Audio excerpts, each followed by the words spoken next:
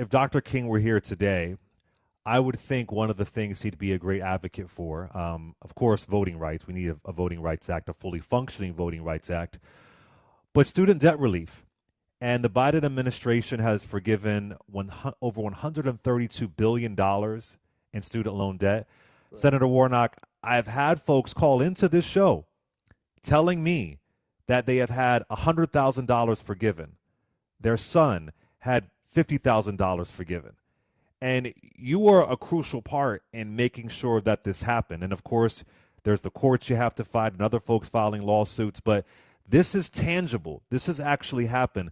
Tell us a bit about the role that you had in securing student loan debt forgiveness. It's huge, Clay, and it's one of the examples of why I do this job. I put up with politics in order to do something like this every now and then. So, as you pointed out, we have secured, in the midst of court cases and being sued by the Republicans who didn't want this to happen at all, with one hand behind our backs, we've managed to do some $132 billion in student debt relief, helping some 3.6 million borrowers. And yes, I was one of the key voices pushing the president to make good on his promise. He had made it as a campaign promise. I remember asking him at a retreat. No one knew I would raise this question. You know, one of the things I've learned in politics is that things are incredibly choreographed. And so I had a question that I was supposed to ask, but the spirit, that's what happens when you put a preacher in the Yes. room. The spirit Yes. led me to ask him about student debt and relief, and pushing him to do as much as he could. He promised me he would, and Joe Biden made good on that promise. We, to the degree that we haven't done as much as we want, you could blame the Republicans. And I don't usually speak in these kind of partisan terms, but it's the truth. They literally took us to court, said that we couldn't do it. They've tried to raise all kinds of class and culture wars, make some folk feel that somehow doing this for these borrowers takes something away from them. And in the midst of all of that, $132 billion of student debt relief, 3.6 million borrowers. And I'll tell you, for me, it's inspired by my own life story. I often say I'm one of 12 children. I'm number 11 out of 12 children in my family. I'm the first college graduate. I went to Morehouse College. I often say on a full faith scholarship. I didn't have enough money for the first semester, but through Pell Grants and low interest student loans, at a time before we saw these predatory actors get in that space, student loans, Pell Grants, an example of a good federal program without which I wouldn't be standing here. I was able to get my Morehouse degree, go on and get some more education, and now I stand here as a United States Senator. When we give children, when we give young people a path to prosperity, not only do we help them and their families, in a real sense, we lift the country. And I just believe that our children should not have a mortgage before they have a mortgage. And it's just good public policy. It's not just a nice thing to do, it's a smart thing to do, to invest and make sure that whether we're talking about technical school or vocational school, it's not all four-year colleges or four-year, helping our veterans who have, a lot of whom have been abused by predatory actors in this space, by people who've gone to these for-profit colleges that have abused the what's been available. We thought it important to do the student debt relief while at the same time addressing the long-term need to address the cost of college. That needs to be addressed. We can't do student loan debt every 4 or 5 years. We do need to address the larger systemic issues, and that's something I'm very focused on. Absolutely. And it didn't always cost this much. That's It didn't right. always cost this much. My auntie who went to Right. college, it didn't cost this much. So that's really Right. important. I want to talk a bit about Georgia specifically. Over the past 3 years, you have secured $2 billion for broadband, $1 billion for HBCUs in Georgia. I believe Georgia has 6 HBCUs, if I have that right. So talk a little bit about the working on government funding legislation to continue these major investments in the great state of Georgia? Well, I love to talk about Georgia, and I think it's important to remember that Georgia is the reason we are able to do any of this. The fact that in 2021, after Joe Biden had already won the presidency, we didn't know who would have the Senate. And who would have imagined that you'd need two Senate seats in order to have the slimmest of majorities, and they both come from the same state. Georgia delivered for the whole country. And as a result of that, yes, we've been able to provide lots of relief and support to our historically Black colleges and universities. We've ensured that they would get their piece of the pie as we passed the bipartisan CHIPS and science bill. I've secured over the course of my tenure in the Senate a total of about $7 billion for HBCUs, and a nice haul for the HBCUs in the state of Georgia. And, you know, we passed the expanded child tax credit, which provided working families support in the midst of the pandemic.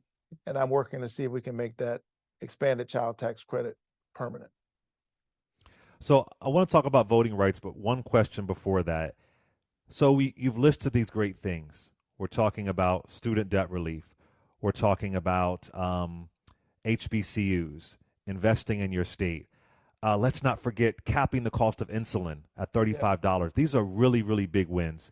Senator Warnock, I keep hearing this narrative that the Biden-Harris administration is not doing good with Black voters. The polls, the polls, the polls. I keep hearing this over and over from various media outlets. The polls, the polls, the polls. What's your reaction to these media stories about Black voters in the polls and they're unhappy? Listen, we are about 11 months out from the election. The polls will go up, polls will go down. The pundits will talk about this. I'll let them do their talking.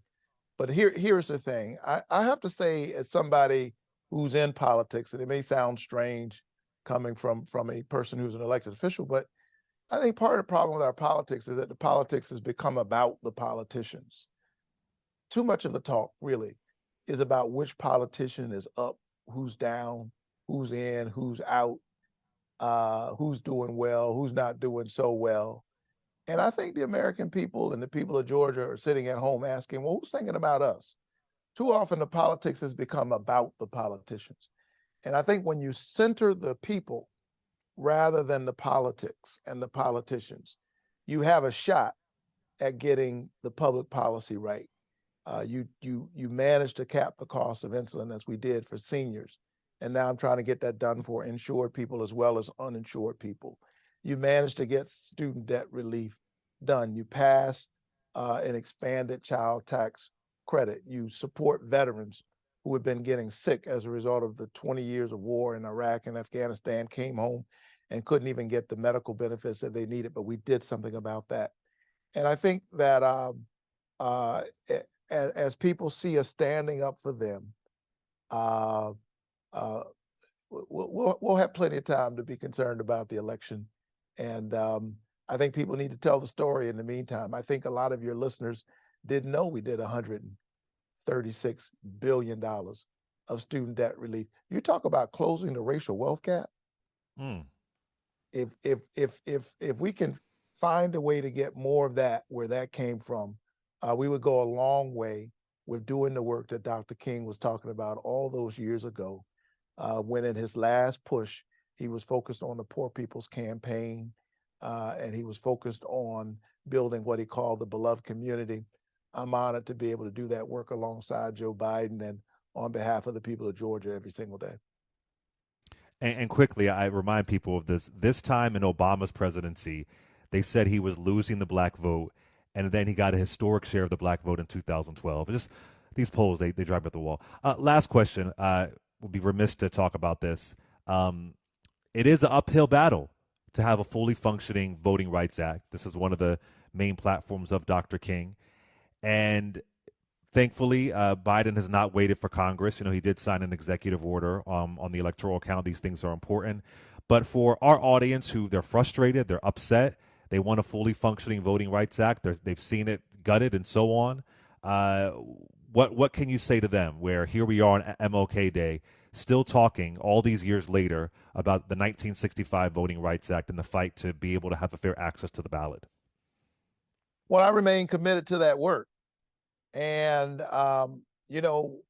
we shouldn't forget how long the struggle has been. People were fighting for 100 years before you got the voting rights law passed in 1965. And we've seen in the last few years with the terrible ruling in Shelby versus Holder, an all-out assault on voting rights. When I came to the Senate, nobody worked harder than me to try to pass it. And I want the listeners to remember that at the end of the day, we got all of the Democrats were on the voting rights bill and prepared to vote yes for it. Two of our Democrats saw the issue of the filibuster different than the rest of us, and they weren't willing to take that extra step. And so we weren't able to get it passed, not because the Democrats weren't supporting the bill, but because we had Republicans veer from where they have been historically and not that long ago. Remember when the last time we passed the voting rights law, a Republican was in the White House. His name was George W. Bush. It passed the United States Senate 96-0. The Democrats didn't move, the Republicans moved. And I will say to the folks who are listening to me, if you want to make sure that the people who are the enemies of your voice win, stay home, because that's part of what's at stake in voter suppression. It is to so demoralize the electorate that you lose your fight. You lose, the fire gets dimmed, and you're not willing to stand up for your own voice. And for folks who ask, well, does my vote count? Obviously, your adversaries know it counts because they wouldn't be working so hard to make it difficult for you to vote. Here's the difference that a vote makes. I went to the United States Senate, and because we had the narrowest of majorities, I was able to confirm to the United States Supreme Court the first Black woman, Justice Ketanji Brown Jackson. That wouldn't have happened had the people of Georgia not shown up, not only for Joe Biden's election, but came back out for my runoff. She wouldn't be sitting there if the people of Georgia hadn't sent me to this seat. Your vote absolutely counts. And the most important thing you can do in life is to show up.